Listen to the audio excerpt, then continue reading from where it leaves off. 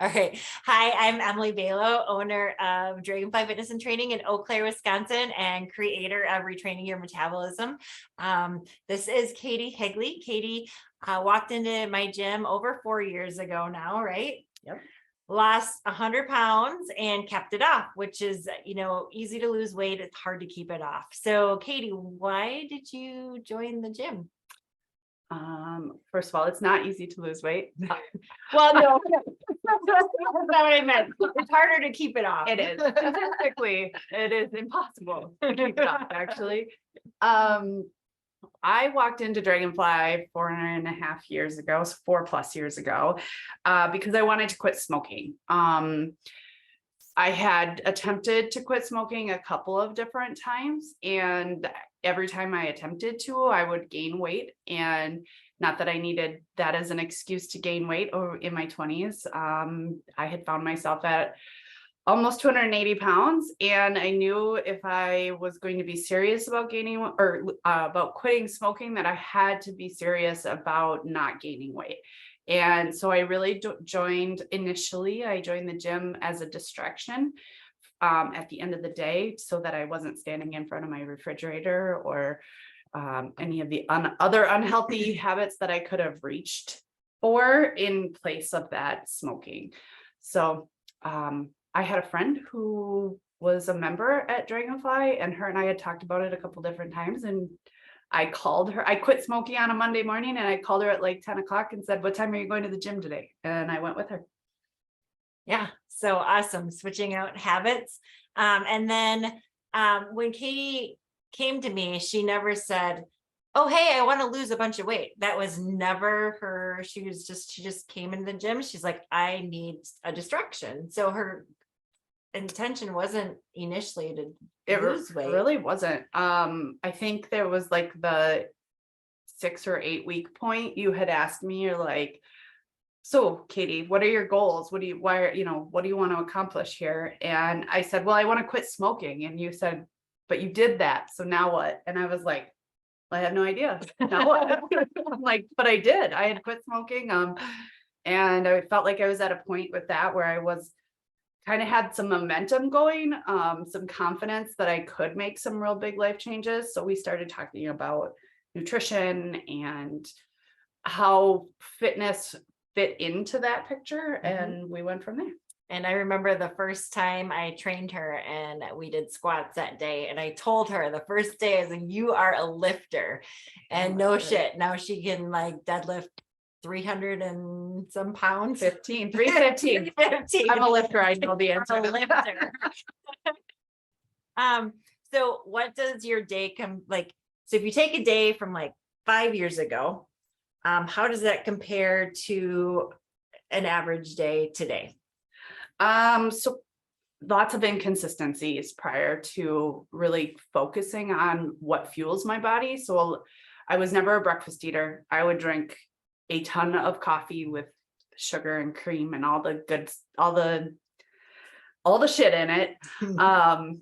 And then I would eat a rather large lunch, often out, fast food. And then in the evening, I made a very large dinner, and that dinner sometimes became lunch.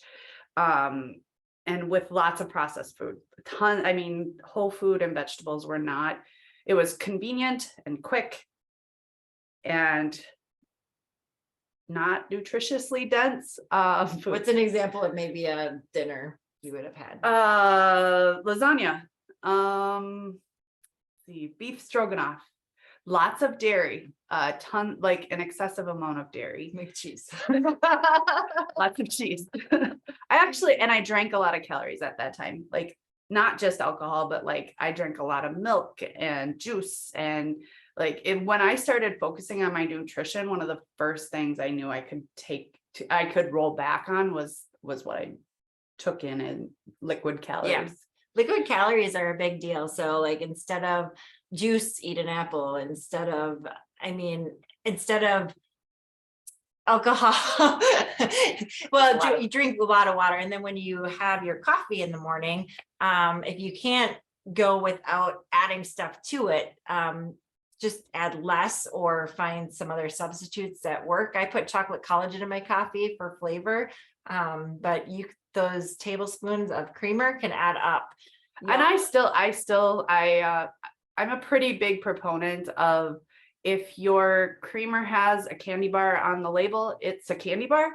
However, I still put a candy bar in my coffee. I just measure it now, and it's 1 serving versus 6 or 8 servings. And I'm really diligent about measuring it because I really like it and I don't want to eliminate it, but I also want to make it a realistic part of my diet.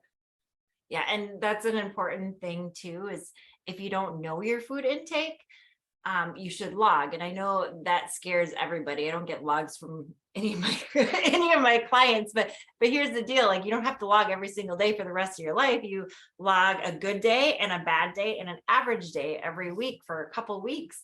And you'd be surprised at what you put in your body that you don't realize, because then you're forced to measure it out. Yep. And then you're forced to probably downsize your servings. And then you're like, oh my gosh, I didn't realize I had that much fat in my diet, or, Yeah, I think the way we started is you actually told me to just log, not to change anything, just log what I was doing so that we could have a realistic baseline. I believe that's how we started. That's how I tell most of my clients to start, is don't change anything. Let's get a picture of how it's going, because if you tomorrow take your diet to the extreme and bring that to me, I don't know where to tweak it, because I don't know what is realistic and what isn't realistic in your day-to-day.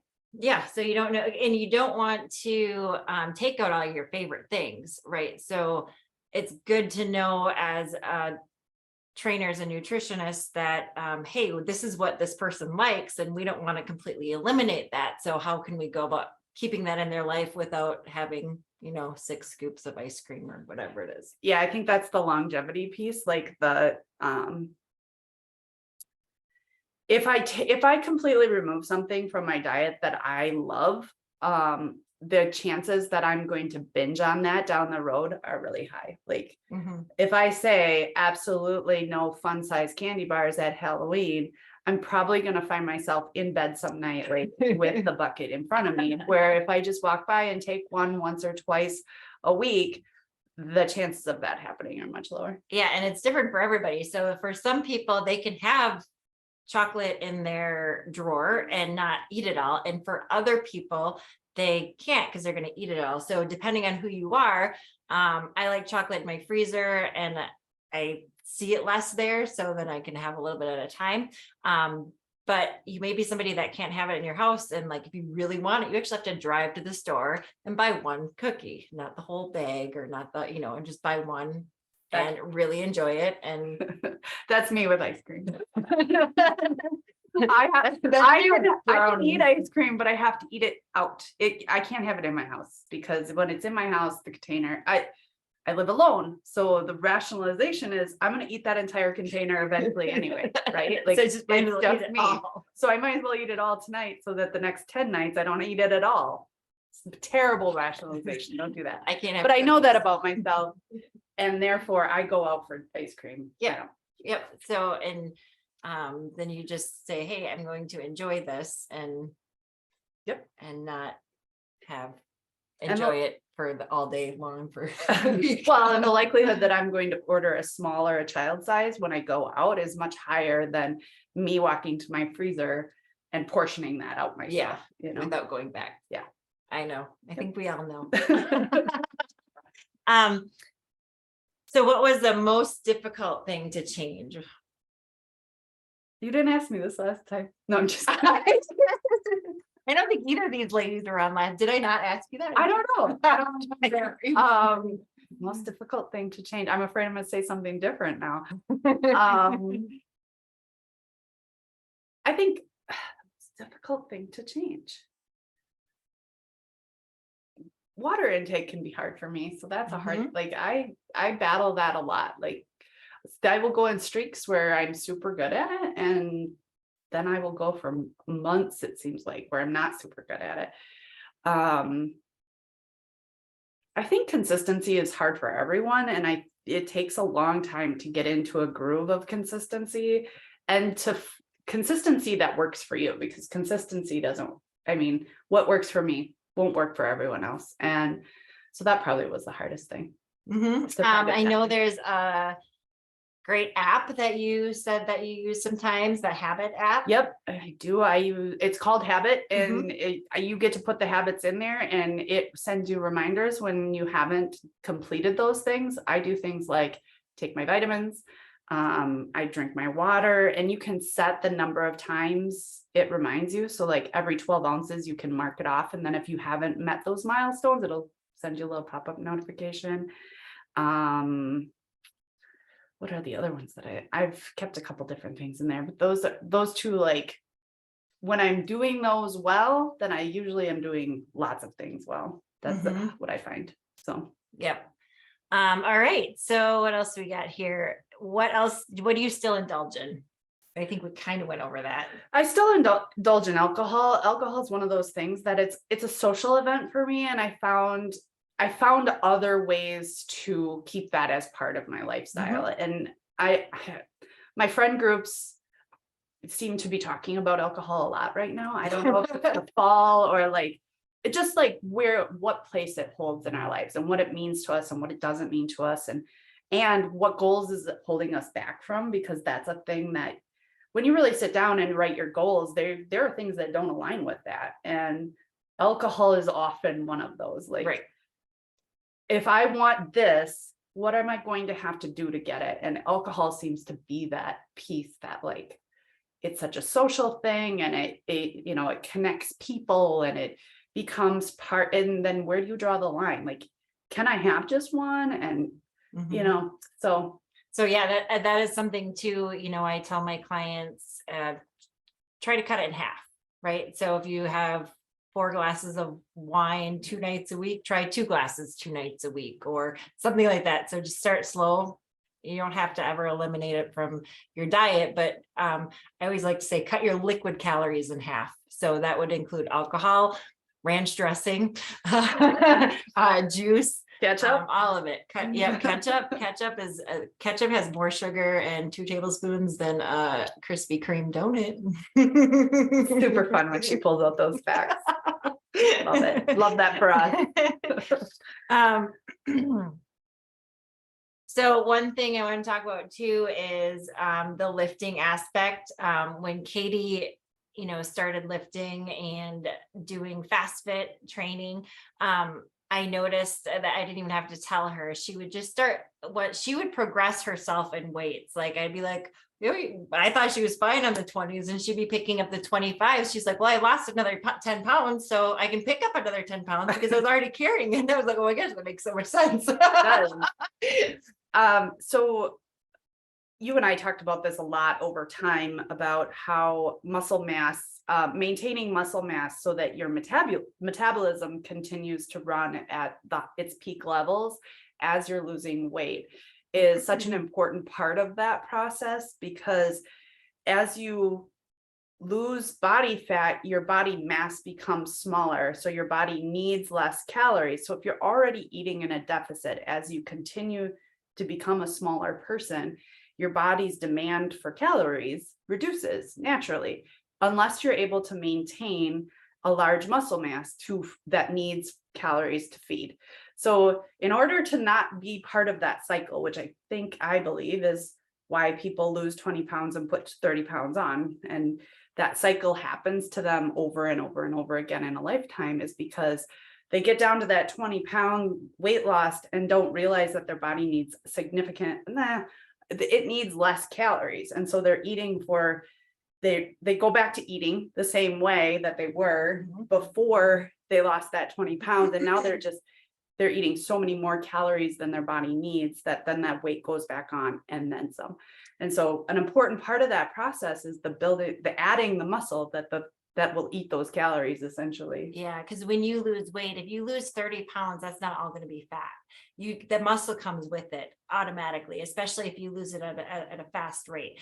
So because your body doesn't need as much muscle either to hold up. But if you're just doing the dieting and you're not incorporating strength training, you're going to lose that muscle and you're going to lose that fat, and then you are going to just gain the fat back. So the scale is going to stay the same. Like say you lost 20 pounds, gained it back, the scale stays the same, but you have decreased your metabolism because you've had muscle mass, and you have a higher body fat percentage. So you take that over time, that's called yo-yo dieting, and your metabolism continues to drop, as well as we're already aging. So you lose muscle mass that way as well. So it's a compounding problem. Also, if it's sort of fun for me to look at the calorie intake that I take in now is right around that 3,200 calories a day. That's a lot for a woman in her late 30s. But it's a couple of things. I work out a lot. I spend a lot of time in the day working out, but I have a large muscle mass that needs to be fed every day. And I have maintained a 5 to 8 pound swing on my weight. And I remember you telling me too, as you were losing all this weight, that you would go into work and people are like, oh my gosh, you're bringing in so much food. Because when you eat better foods, you can eat more of it. So yeah, nutritionally dense food, you get to eat, you get to chew so much. It's so exciting. So, I mean, you can eat 1,000-calorie hamburger, you can have, chicken and rice and whatever fun stuff with, you can still add in the good dressings and all that, but you're going to get a lot more bang for your buck when it comes to food if you eat the correct foods, and then you're full faster as well. So. All right. Do you guys have any questions at all so far? If you do, just type them in the chat. You don't even have to come on the screen. Yeah, you can just type them. So what inspires you to keep going? Well, I wake up and I feel pretty amazing every day. If I compare how I felt at 33 years old, 34 years old to how I feel at 39 years old, I tell people I feel like I'm aging in reverse. Like I sleep better. My mental clarity is better. I have a better work performance. I'm able to remember things better. My relationships are stronger. I don't take shit from people. I don't believe you. I did. Just I have a confidence that I can't equate to anything else. I don't know what else I have. Oh, and I get to eat like 3,200 calories. Yeah. My favorite part, I'm always like, so you lift more and then you get to eat more. It's amazing. Yeah, I don't know. Do you ladies have any questions? I feel like we got through this pretty quick. Last time was like 45 minutes. I know. So we had to cut out early. But we did have questions last time. What would you say to somebody that's feeling like they can't, or they're stuck, or they're in a spot where like, I know I have to do this, but I don't want to? And I would say start small. Create one change and stick to it, and make that change small. Make it your water intake. Do something and be successful at it, and then do something else that's small and be successful at it. And that success is addicting to some degree. Like it's motivating. It keeps you going. It gives you confidence that you can make changes. That's one thing that, like, when you start to see, not the scale move, when you start to see yourself do things better for yourself and not for anything else, that's addicting. Yeah. So how do you feel? What gains have you made besides just lifting and losing weight? Take out the physical, and I think you've kind of touched on this a little bit, but like, the feeling better, the better relationships. My health markers at at Oh yeah, that was our great I news. just had a biometric screening done, and everything came back in like the extreme health category. Mhm. It's hard to measure it any other way, but I just there's the I don't take any shit anymore. Like, and Mhm. I mean that from myself even. Like I don't make excuses for myself. And if I do, I'm able to turn that around quickly and realize and see things that I wasn't able to see before. Um, I have a confidence that I've never had in my entire adult life. And I equate that to my life changes, but also like I think that just comes from I think it comes from being able to make changes and sustain changes. Yeah. You And know? then we were able to do things too, like a couple years ago, was it 2 years ago already? We went to Oh Utah yeah, and we hiked Yep. 16 miles in the mountains. in the mountains We on almost did- purpose in one day. we almost dehydrated ourselves. We survived. What kind of exercise do you start? Start with what you like. Mhm. Start with what you like and start small. I mean, if you can fit in 10 minutes in the morning, great. If you can dedicate an hour to yoga, go for it.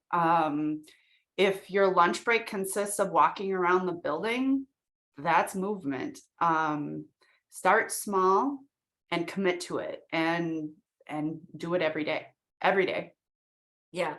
So extra activity during the day, it's usually more, you burn more in just extra activity than you do at the gym. Now, the gym is super important for strength training and building up that muscle mass, but it's how active you are throughout the day. Like if you are looking, so add in that 10-minute walk every day and then add in 10 more minutes the next week or. Yeah, I have at a desk job. I sit 9 hours a day. So when she told me, she's like, I only get you for 30 minutes. There are 23 and a half hours left in the day. What are you doing with that time? I'm like, well, I'm sitting. And so I had to start incorporating a walk around the building. And then sometimes I was doing some stretches at the desk, and there's all kinds of research around how incorporating movement into a stationary position's workload, it just increases their brain power throughout the day. So if your boss needs motivation to give you 15-minute breaks a couple times a day, Or sit in a yoga ball. Google that. Yoga ball, stand-up desk. I have a stand-up desk. I would love one of those treadmill desks. I don't know if I could do it, but I'd love to try it. So yeah, do what you love. Start with what you love and try all kinds of things, because what I love lifting. I love the non-conformity that is lifting. I like taking up the space that lifting provides me. But that's not for everyone. And there are different ways to get strength training in. Mhm. Yeah, bands, body weight, Mhm. and even, just group exercise or not group exercise, or you could just YouTube things and Yeah, I think about our hip hop fit class. I mean, there's strength training in that, and it's dance. And Mhm. and I'm terrible at it, but I do it anyway because it's extra movement. You guys should see me dance. On our next webinar. Yeah, anything else you want to add? Or any questions you can think of that we had before? No.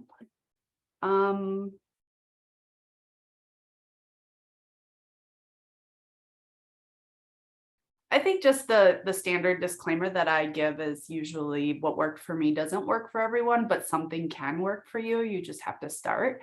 And Emily her course is amazing, and you get so much bonus stuff from her because she answers her phone day and night. I know because I do it. Or I have done it. Now I just text her to give her shit. Her course is amazing. The realistic life advice that she's able to provide is incredible. And she just is a great human being. I know. Look at her. She's doing this just to make me uncomfortable. That's my disclaimer. So yeah, the Re-Train Your Metabolism courses, there's a series of, but I only have 2 in there right now. Understanding Your Metabolism is the first one. And it really goes through changing those habits. I'm going to give you 2 habits to change, and I'm going to give you however long you need to change those 2 habits. Once you change those 2 habits, you're going to move on to the next. You're going to level up, right? But during that time, you're able to ask me questions and go through it, and you're going to have me explain to you the whys. So not like, hey, you need to do this. It's going to be like, hey, you need to do this because this is how your body is going to react, and this is why it's important. And so you'll get the whys, which sometimes makes it easier to realize, like, okay, yeah, that's what I need to do, and this is why. And this is why I'm having headaches, because I don't drink water, or cramping, because so some of those answers or those questions will be answered in the course. But otherwise, if you're an Eau Claire and you want to come to FastFit too, you get the thing. You get bonuses from that as well. We would love to have you. I'm there at 6:30 in the morning and 5 p.m. and 5:30. She has a couch. Just let me know when you're going to be there, and I'll be there. Yeah, and so I don't know if you guys may not know this. I think we talked about it a little bit, but she went on from losing the weight and getting healthy to now helping others. So she trains at the gym, and she works with maybe a couple kiddos too Here and there. Yep. Sports, kids in sports, and Mhm. connecting their sports to nutrition to overall life, making sure they're sleeping enough and taking in enough water. And I love having her around, because I can't say I've lost that amount of weight. Like, I've changed body composition, but nobody could be like, oh, Emily, I don't really know what it's like to lose more than 15 pounds. I just don't. So it's great to have her as a trainer and nutritionist as well, because she is that person. She can be like, hey, I did it. Hey, it's possible. I'm more proud of the keeping it off than I am of having lost it. And I think there's a lot of value in the small habits. That's what does it. That's what keeps it off. And even if it's not 100 pounds, if it's 10 pounds, let's figure out how to keep it off forever, so that you're not in this yo-yo cycle that not only is terrible for your physical health, your mental health that goes along with that, and self-doubt, and some of those things, that thought process that goes along with those things. Let's fix that. All right. Well, thanks, Katie. Hey, I'm not a morning. Yeah. You're talking to 2 non-morning people. We have convinced one another not to work out and to sit and drink coffee. So that happens occasionally. It does. Look, good luck, Heather, with your program. Yeah. We'll invite you to our next morning coffee session. Yeah, and thank you, Katie. And we did record this, so you can watch it again. So be looking for that if you missed anything, and feel free to message us. Join the Re-Train Your Metabolism free group we have, or just come find us at the gym. All right. Talk soon.